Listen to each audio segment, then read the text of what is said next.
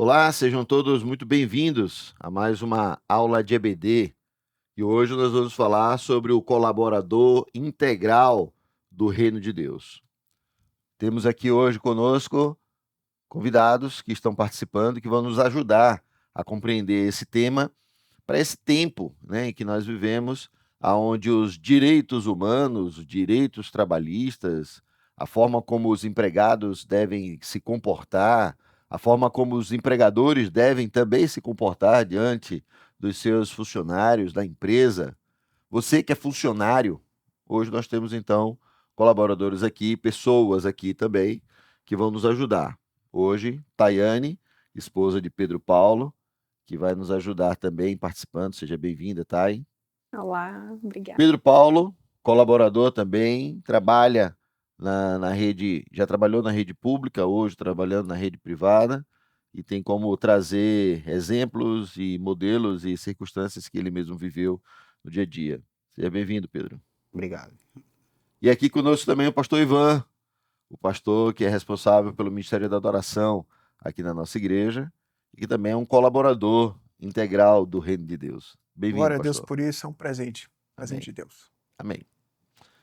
Iniciamos então com o tema base, com o versículo base que nós vamos destrinchar e vamos desenvolver ao longo dessa aula, trazendo cada um dos aspectos que ele nos ensina, que diz lá em Efésios, do capítulo 6, versículo de 5 a 9, Paulo nos ensinando e dizendo: Quanto a vocês, servos, obedeçam aos seus senhores, aqui na terra, com temor e tremor, com sinceridade de coração, como a Cristo, não servindo apenas quando estão sendo vigiados, somente para agradar pessoas, mas como servos de Cristo, fazendo de coração a vontade de Deus. Sirvam de boa vontade, como se estivessem trabalhando para o Senhor e não para pessoas, sabendo que cada um, se fizer alguma coisa boa, receberá isso outra vez do Senhor, seja servo ou seja livre. Esse é o texto que nós vamos trabalhar hoje, nós vamos destrinchar ele em algumas etapas. E a gente vai entender a ideia do temor e do tremor, a ideia do servo, e para isso a gente precisa compreender o contexto da época. E o contexto da época nos ensina que alguns escravos eram considerados como membros da família e outros eram usados e abusados. A ideia de escravo, que tem a ver com o servo, a palavra servo, isso para o contexto da época em que nós temos as escrituras sagradas que foram vivenciadas, que também trazem, sim, reflexo para a nossa vida atual. Precisamos apenas associar ao contexto em que estamos vivendo, que já não nos cabe a ideia da escravidão ou do escravo, mas é importante a gente trazer esse reflexo do que era a ideia da escravidão naquele tempo, para que a gente possa compreender e fazer o comparativo com a ideia da servidão ou da escravidão. Naquele tempo, então, existiam alguns escravos e alguns servos. Os servos eram as pessoas que eram livres para exercer a sua atividade laboral para alguém, que recebiam salários. Já os escravos eram pessoas que não recebiam salários e que elas, de algum modo, tinham como senhor os seus próprios donos.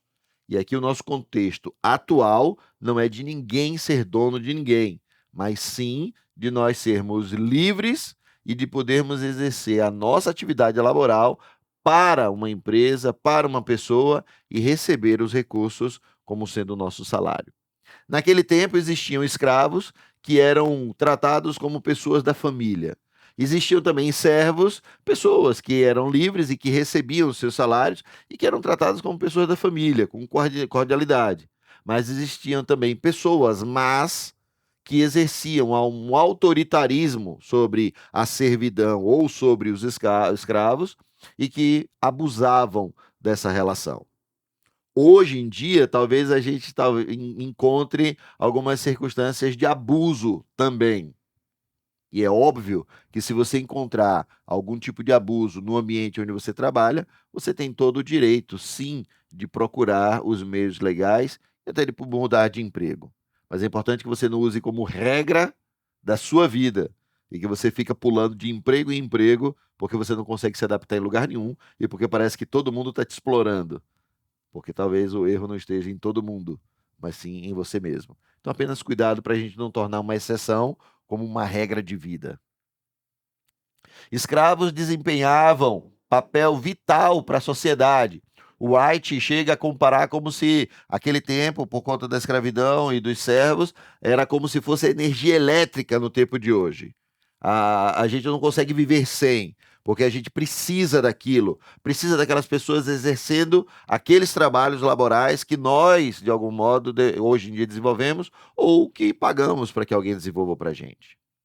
Além disso, não era possível abolir a escravidão de imediato no primeiro século, por conta de todo o contexto cultural e de todas as mazelas e de toda a maldade que acontecia, e isso era muito difícil ser mudado. E a única forma de mudar isso era com o Evangelho.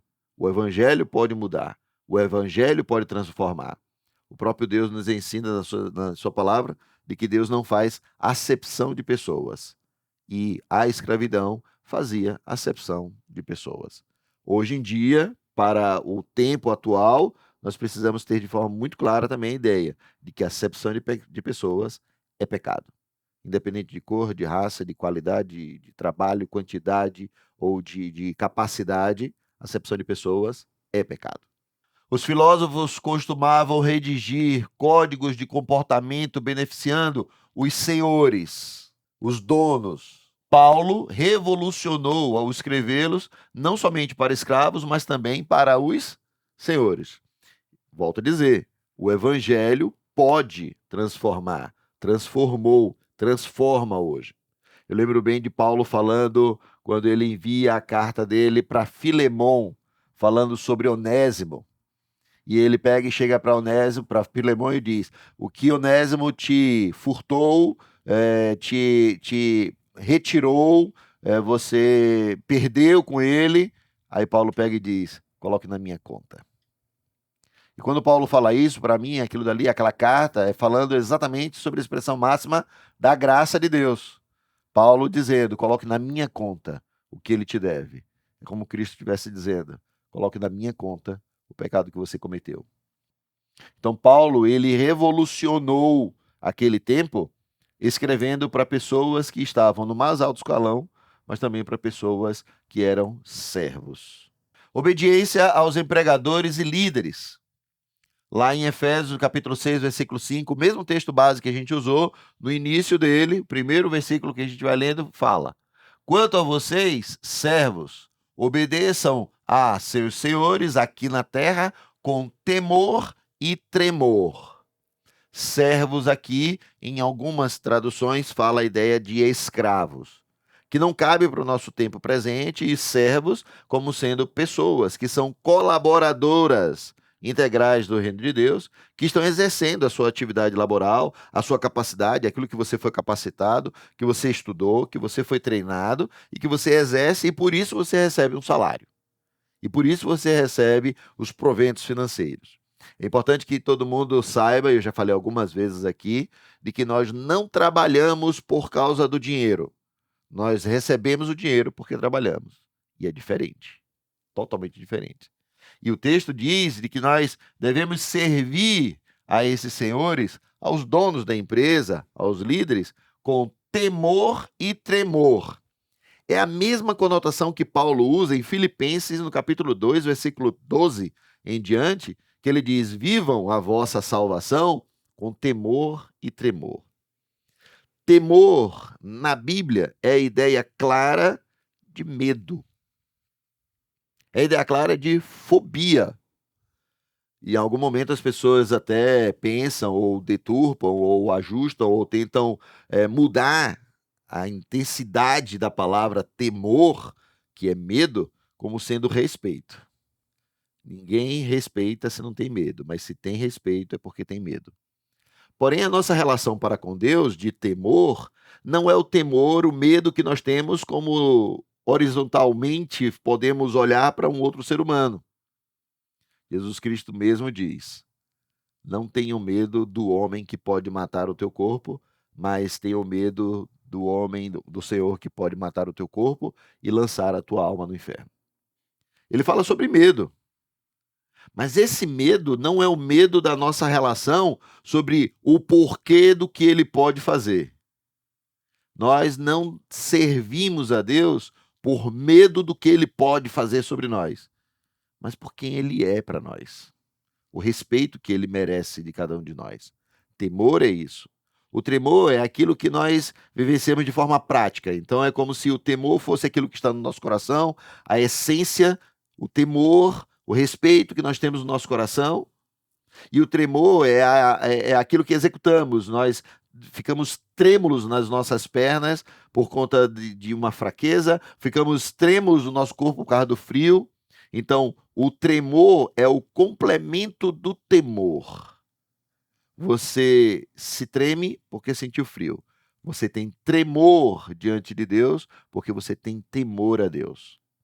A ideia clara aqui é do seguinte, é de que você deve exercer a sua atividade laboral, o seu trabalho onde você exerce, porque você está fazendo, não porque é para pessoas, mas porque você está exercendo, porque você tem temor a Deus.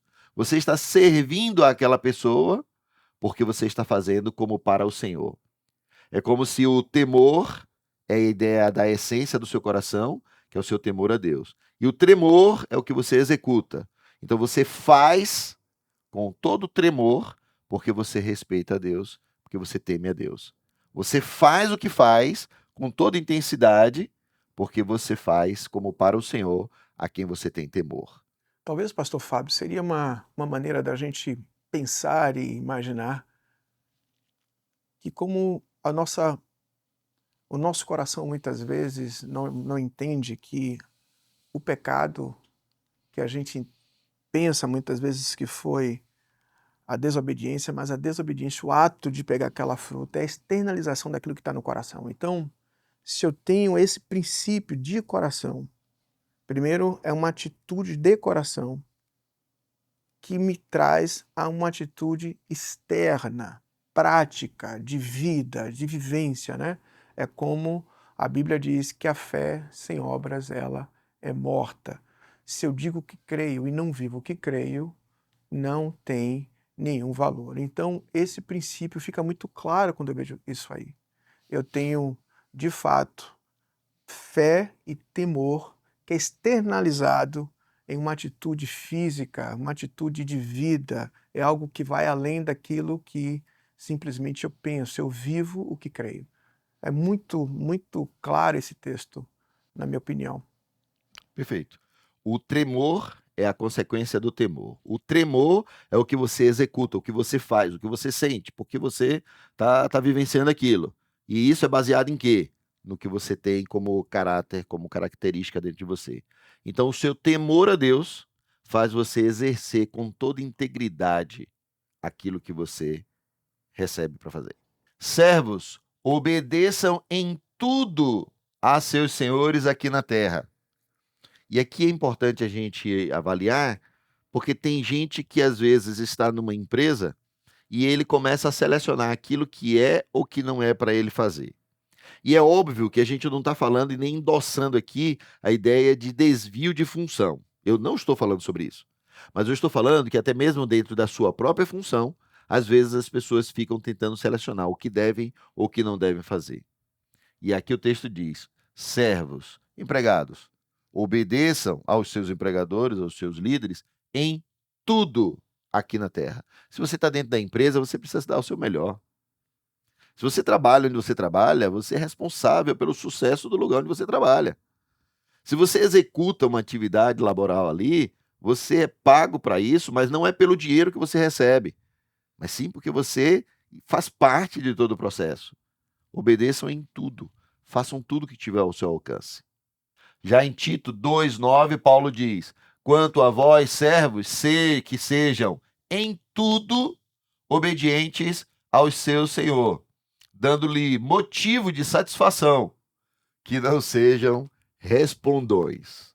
Aqui vai para as pessoas que ficam, às vezes, murmurando no seu trabalho, no ambiente de trabalho, reclamando. Eu conheço pessoas que oraram anos a fio pedindo um emprego, pedindo um trabalho, pedindo uma atividade, pedindo para trabalhar no lugar, e quando alcançam e quando estão trabalhando, começam a murmurar e ser respondões. E quando eu olho para esse texto, eu fico inquieto porque eu lembro de Paulo falando aos Coríntios, dizendo: vós sois como cartas vivas que o mundo está lendo. E aí fica uma pergunta: que evangelho é esse que o mundo está lendo através de um homem ou de uma mulher respondona, murmuradora, murmurador? Que evangelho é esse? Será que a gente vai alcançar as pessoas no nosso trabalho, no nosso ambiente de trabalho, sendo respondão, sendo murmurador? Tenho a certeza absoluta que não. As pessoas vão dizer exatamente ao contrário, dizendo: para ser crente como fulano, para ser crente assim, ou diriam, eu ir para a igreja dele ou para a igreja dela. E sabe por que isso? Porque as pessoas estão respondendo demais, murmurando demais.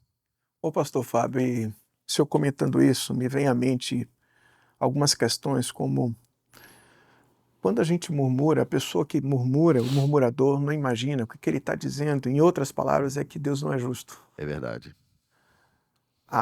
Mais uma vez, a gente acaba vendo a atitude do coração. Eu estou aqui e não é justo que eu esteja aqui. Eu não mereço isso. É um sentimento de, olha, eu faria melhor, Deus. É verdade. Eu faria melhor. E aí você acaba tendo um coração, que é esse coração que a gente recebe de Adão e que a gente precisa tratar e cuidar, que é que Deus não é justo, ou que Ele me escondeu alguma coisa, ou que Deus não está vendo o meu sofrimento e eu preciso tomar uma atitude. Eu preciso resolver com minha própria força, com meu próprio braço. E quando a gente vê Paulo falar e confrontar o nosso coração, que a gente coloca a nossa própria justiça, a gente de fato é confrontado ao ponto de ter que analisar e refletir. Será que meu coração consegue ver a bondade de Deus, apesar de que Ele controla todas as coisas e de que Ele é bom? Né? Isso é algo a se refletir. Eu tenho refletido muito nesses dias sobre essas coisas. É isso mesmo. Nós somos impacientes com aquilo que Deus está trabalhando e fazendo, e muitas vezes usando circunstâncias como essa para tratar o nosso caráter. 1 Pedro, no capítulo 2, versículo 18 a 20, esse texto ele é inquietante e a gente não pode passar batido nele, mas a gente precisa compreender. Servos, empregados, sejam obedientes ao Senhor de vocês, com todo temor. Até aí já estava bom, né? Aí Pedro engrossa mais, aperta mais o parafuso, dizendo assim: e não somente se esse Senhor for bom e cordial, mas também se ele for mau. Porque isto é agradável a Deus, que alguém suporte tristezas, sofrendo injustamente, por motivo de sua consciência para com Deus. Pois que glória há se pecando e sendo castigados por isso, vocês o suportem com paciência. Se, entretanto, quando praticarem o bem, vocês são igualmente afligidos e o suportam com paciência. Isto é agradável a Deus. Vamos primeiro iniciar pensando sobre e não somente ser obediente e não somente aos senhores que sejam bom e cordial, mas também para os que não são. Hoje em dia, então, nesse tempo presente, onde as pessoas, de algum modo, estão buscando os seus direitos em todo o tempo, e direito é direito, o problema é que as pessoas têm feito de exceções regras. E agora as pessoas já não querem mais fazer o que tem que ser feito e o que deve ser feito, porque estão procurando subterfúgios em muitas áreas da sua vida pessoal e da sua vida profissional para poder acusar e para procurar direito do que acusar, de reclamar. E até mesmo quando a gente acha que alguém não é bom ou nem tão bom quanto a gente acha que deveria ser. O que o texto está dizendo é de que se nós fizermos o que é certo, mesmo que seja para uma pessoa que não seja tão boa, tão cordial, que não seja tão certa. Se nós fazemos isso, o que é certo, com a nossa consciência limpa, pura, em paz, e de que estamos fazendo para o Senhor e não para os senhores, o próprio Senhor é aquele que nos trará a recompensa. É Ele mesmo que abriu uma porta de emprego, que fecha e que abre outra.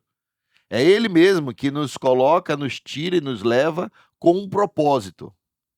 Mas quando nós começamos a escolher se servimos fazendo o bem para aquele que é bom e não fazemos o que é certo para aqueles que não é tão bom, a gente então está escolhendo e a gente não está fazendo o que é certo com a nossa consciência. Nesse finalzinho, versículo 19 e 20, fala de uma forma que tem outras versões que nos ensinam mais. Inclusive, pastor, na NVI traz mais clareza, né? E está escrito assim: pois que vantagem há em suportar açoites recebidos por terem cometido o mal? Mas se vocês suportam o sofrimento por terem feito o bem, isso é louvável diante de Deus. Exato. Ou seja, se você está apanhando porque você se você está apanhando porque você fez coisa errada, então a sua consciência não vai te trazer nada de bom. Mas se você está apanhando sabendo que você fez a coisa certa, que você acertou, o louvor disso é que a sua consciência limpa diante de Deus, é Ele quem vai trazer a recompensa. O próximo texto fala um pouco sobre isso. E ele diz lá em 1 Timóteo 6,2, dizendo: também os que têm senhor crente não tratem com desrespeito, porque é irmão. Pelo contrário, trabalhem ainda mais, pois ele é quem partilha do seu bom serviço, que é crente e amado. Ensine e recomende essas coisas. Aí aqui ele está falando o contrário de lá de trás, dizendo: se ele for crente, se ele for bom, então faça com maior intensidade ainda. Então trabalhe ainda mais para ele. Então faça ainda melhor. Agora, esse texto aqui, ele nos ensina de que nós devemos fazer por conta da nossa consciência e não necessariamente pela forma como a pessoa tem feito, como o Senhor, o dono da empresa, tem nos tratado. É óbvio que nós não estamos aqui colocando nenhum tipo de peso, nenhum tipo de masoquismo, nenhum tipo de circunstância na qual você não deve reclamar direitos que você tem como empregado. Ninguém aqui está tirando a ideia de que você pode usufruir dos seus direitos e reclamar quando assim for necessário. O problema, e que nós estamos trazendo aqui, que é muito importante que fique claro na mente de todos vocês, é de que nós não podemos usar uma exceção como a regra. Porque tem pessoas que, de algum modo, começam a enxergar erro em tudo e em todos, para, de algum modo, se justificar e saindo colocando as empresas na justiça à torta direita, muitas vezes não porque têm o direito, mas porque criaram uma exceção como uma regra para si mesmo. E comigo, né? A concepção disso, de entender isso, trouxe mais leveza para o meu ambiente de trabalho e para tudo que eu fazia dentro do ambiente de trabalho. Dentro tanto da esfera pública quanto privada, né, já enfrentei situações na qual culminariam talvez num processo, né? Mas entender, né, que Deus é que me colocou nessa situação como um servo dele e não servo deste Senhor, principalmente, mas que a partir do ponto de vista de que eu estou servindo esse Senhor como se eu devesse servi-lo ao meu próprio Deus, então fez eu entender e trazer leveza para tudo que eu estivesse fazendo. É importante que a gente endosse isso aqui. O direito do trabalhador não deve ser restringido. Sim. O problema é que hoje em dia nós temos pessoas que estão utilizando subterfúgios, exceções à regra, para poder, de algum modo, se justificar em tantas ações para tentar tirar vantagem. E o texto, então, esse anterior aqui, nos ensina de que se você está vivendo uma circunstância que não é agradável, ore ao Senhor. Apresente a Deus. Sim. Vivencie isso, porque se foi Deus que te colocou naquele lugar, ele tem um propósito. Talvez o do próprio empregador de ser alcançado por uma atitude cortês que o próprio Deus, mesmo que ele não seja temente, ele tem o coração dele na mão. Integridade e fidelidade. Efésios, continuando o mesmo texto do início, de 5 a 7 diz: sirvam a esse Senhor com sinceridade de coração, como a Cristo, não servindo apenas quando estão sendo vigiados, somente para agradar pessoas, mas como servos de Cristo, fazendo de coração a vontade de Deus, sirvam de boa vontade, como se estivessem trabalhando para o Senhor e não para pessoas. Mais uma vez, como eu falei no início, a mesma comparação textual que Paulo faz em Filipenses 2, no capítulo 2, versículo 12 em diante. E que lá ele diz: vivam a vossa salvação com temor e tremor. E ele fala, sem fingimento. E ele fala de que a gente deve fazer isso não como se a gente estivesse sendo vigiado pelo Senhor.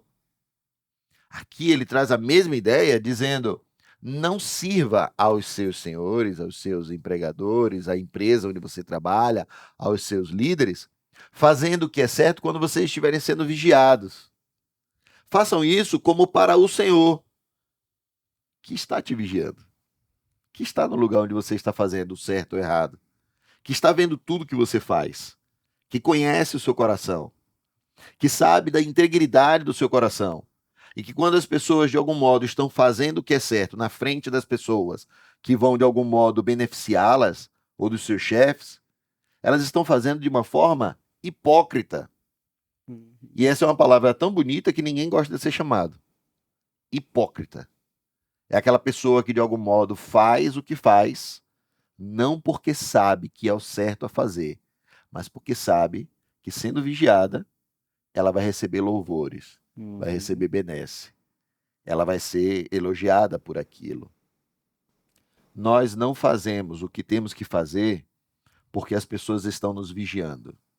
Nós fazemos o que tem que ser feito, porque tem que ser feito, porque deve ser feito e porque fazemos para o Senhor e não para os senhores. Tem gente que não bate ponto. Tem empresas que não tem ponto eletrônico. Mas tem empresas que precisam ter o ponto eletrônico. E o ponto eletrônico não necessariamente é por confiar ou não confiar nos funcionários, mas porque a legislação trabalhista exige, de algum modo, essa confirmação de que a pessoa chegou ou não chegou no horário, saiu ou não saiu no horário.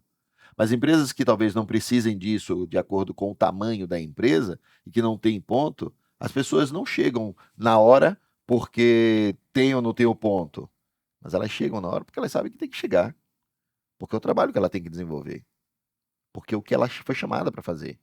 E a gente sai na hora que tem que sair, porque é a hora que você já concluiu aquilo que você se cumpriu a fazer. Nem furtem, mas que deem prova de toda a fidelidade. Aqui vai uma coisa que, meu Deus do céu.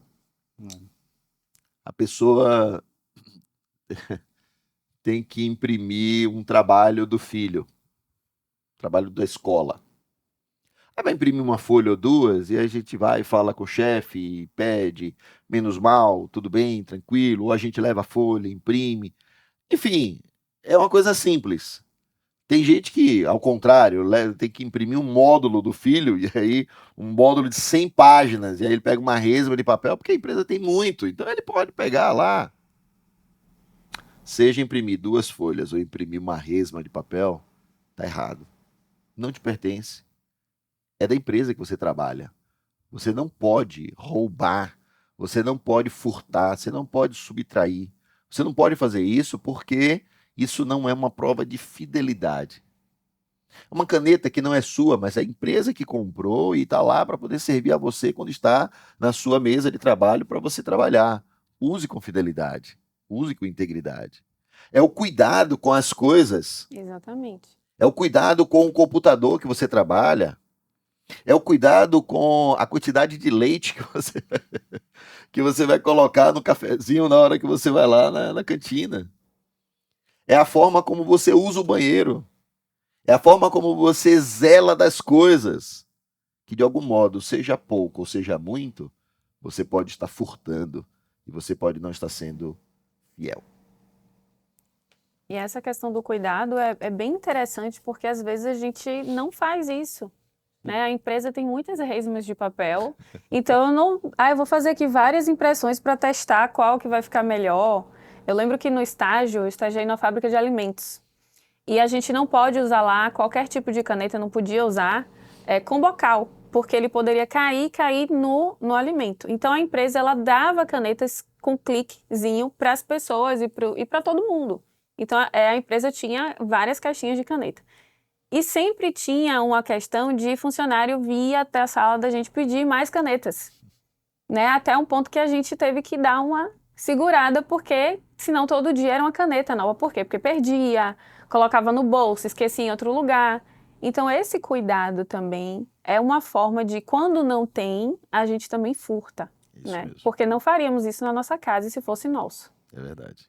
Conservar os materiais da empresa também, sabe? Os equipamentos. Eu vejo tanto na esfera pública quanto privada. Isso é muito comum, né? A pessoa não... Tipo assim, esse equipamento não é meu, é da empresa, então vou fazer de qualquer jeito. Não precisa ter o cuidado Não necessário. preciso ter o né? cuidado como se fosse da minha casa. A empresa tem dinheiro, É. a empresa pode, né? Então eu não preciso ter o cuidado. É um tipo de furto. Seja com atitude, seja com algo qualquer, seja 2 folhas de papel, seja uma resma de papel. É furto. E você precisa usar com fidelidade. Testemunha de Cristo. Tito 2:10, Paulo diz: a fim de que todas as coisas, tudo o que você faça, manifeste a beleza da doutrina de Deus, o nosso Salvador. Que a sua atitude, que o que você faz, seja para manifestar a beleza da doutrina do Evangelho, da palavra, das Escrituras Sagradas, do Deus, do nosso Salvador. Volto a repetir, porque esse texto me persegue. Que entendamos que somos como cartas vivas que o mundo está lendo. Todos os servos, 1 Timóteo capítulo 6, versículo 1, todos os servos que estão debaixo de jugo, considerem dignos de toda a honra o próprio Senhor, para que o nome de Deus e a doutrina não sejam difamados. Esse Senhor está com S maiúsculo, porque não é o Senhor Deus, é Senhor o patrão, o chefe, o líder. Todos os servos, todos os empregados que estão debaixo de algum trabalho, considerem digno de toda honra o próprio dono do trabalho, o empregador, para que o nome de Deus e a doutrina de Deus, as Escrituras Sagradas, não sejam difamados. 1 Pedro, no capítulo 2, versículo 16 e 17, aí Pedro vem nos ensinando. Como pessoas livres que são, e não usem da libertinagem, mas não usem da liberdade como desculpa para fazer o mal. Pelo contrário, vivam como servos de Deus. Tratem todos com honra, amem os irmãos da fé, temam a Deus e honrem o rei. Percebam que no finalzinho ele já traz a ideia clara de que se você tem temor a Deus, então na esfera mais elevada, você pode honrar o rei. As pessoas que são os líderes, os chefes, os patrões, honrem o rei. Por quê? Porque você tem temor a Deus. Se você tem temor a Deus e honra as pessoas que estão acima de você e que estão hierarquicamente acima de vocês, também vocês, por conta do temor a Deus, vocês vão amar os irmãos na fé. E automaticamente vocês vão tratar a todos à sua volta com honra. As pessoas do seu trabalho estão olhando para você e para suas atitudes. As pessoas que estão sentadas na mesa, na carteira do lado, elas estão olhando para as suas atitudes. Elas estão olhando para a forma como você lida com um momento de tensão ou com um momento de bonança. Elas estão olhando para você quando todos estão prontos para entrar no motim. E elas estão olhando para você quando talvez o salário não tenha entrado como você achava que deveria ser. As pessoas estão à nossa volta olhando a gente. E nós precisamos amar a todos à nossa volta. Honrar o rei, porque hierarquicamente ele está acima de nós. E nós precisamos fazer com que todos sejam tratados à nossa volta com honra e com respeito. As nossas atitudes vão dignificar o quanto nós amamos a Deus. E é por isso que Pedro diz, como pessoas livres que somos, não usem da liberdade que você tem. E aí eu quero dizer aqui, é como se, por mais que você se sinta no direito de fazer o que você tem para fazer, por mais que você tenha a liberdade de exercer, de fazer, cuidado, não usem essa liberdade de modo que você use como desculpa para fazer o mal. Sim. Pelo contrário, vivam como servos de Deus. Se a empresa faltou com você, você tem direito de procurar os seus direitos. Mas cuidado para que você não use isso como subterfúgio para poder pesar a mão ainda mais, como se ache no direito de fazer. Você não tem o direito. Como servo de Deus, nós precisamos sim vivenciar tudo isso, entendendo que o Senhor é quem nos guarda, que o Senhor é quem nos protege, que o Senhor foi quem nos colocou ali, que o Senhor é quem pode nos tirar dali. Conheço gente que às vezes briga e reclama porque queria mudar de emprego. E aqui vai uma dica para você. Se você é crente em Jesus Cristo, 2 coisas você deve colocar em prática na sua vida. A primeira, oração. A segunda, resiliência. Na oração, você espera a resposta de Deus. E se a resposta não vem, de forma resiliente, você permanece onde tem que estar. Se a resposta vem, seja com um emprego novo ou com uma resposta de mudança da sua empresa, amém. Oração e resiliência. Porque a nossa recompensa não é o dinheiro, o salário, o pagamento. Porque nós não trabalhamos por causa do salário. Em Efésios 6 finaliza dizendo, sabendo que cada um, se fizer alguma coisa boa, receberá isso outra vez do Senhor. Seja servo ou seja livre. Tudo que você faz de bom, de certo, se você fizer para o Senhor, Deus vai te dar de novo. Isso, é isso que o texto está dizendo. Seja nessa terra, ou seja, na vida vindoura, a qual nós somos preparados para vivenciar. Crente não vive essa terra por essa terra. E Paulo diz, pobres e miseráveis homens que somos, se vivermos essa vida apenas por essa vida, sem aguardar a vida vindoura, a saber, a de Jesus Cristo. Colossenses 3, 23, 25 diz, tudo o que fizerem, façam de todo o coração, como para o Senhor, e não para as pessoas, sabendo que receberão do Senhor a recompensa da herança, que é Cristo, o Senhor, que vocês estão servindo. E quem fizer injustiça receberá em troca a injustiça feita. E nisto ninguém será tratado com parcialidade. Esse texto me deixa tranquilo para a gente saber que se agirem com imparcialidade, se agirem com maldade, mas se você, como servo de Cristo, agiu de forma correta, o Senhor é aquele que está nos olhando. E Ele vai, sim, tratar com justiça, fazendo justiça a quem, de algum modo, usou de injustiça para com outras pessoas. Ele não vai ser imparcial. Ele vai agir com justiça a quem agiu com injustiça. Mas ele vai agir com justiça, com bondade e bonança, para aqueles que fizeram o que é certo, porque não fizeram para os senhores, mas fez para o Senhor. Amém. A nossa recompensa não vem daquilo que nós exercemos aqui na terra.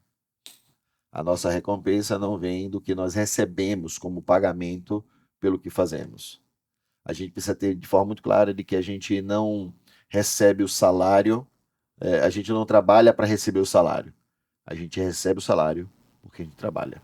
Isso. Quando você inverte o papel, quando você Exatamente. inverte a ideia de que você não trabalha para receber, mas porque você recebe, você precisa trabalhar.